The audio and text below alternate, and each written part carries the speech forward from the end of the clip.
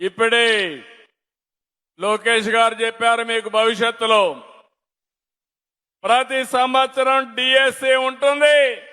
మీరు ఎప్పటికప్పుడు ప్రిపేర్ కండి. ఎన్ని వేకెన్సీలు వస్తే ఏ శాఖ అయినా కొంత నిర్లక్ష్యం చేస్తాం కానీ విద్యాశాఖను మాత్రం నిర్లక్ష్యం చేయమని మరొక్కసారి మీ అందరికి హామీ ఇస్తున్నాం.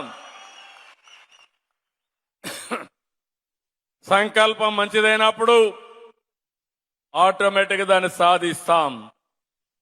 106 కేసులు వేశారు. మన దగ్గర ఒక ప్రతిపక్షం ఉంది, చేతగాని పక్షం. మంచి చెయ్యలేరు, మంచి జరిగితే చూసి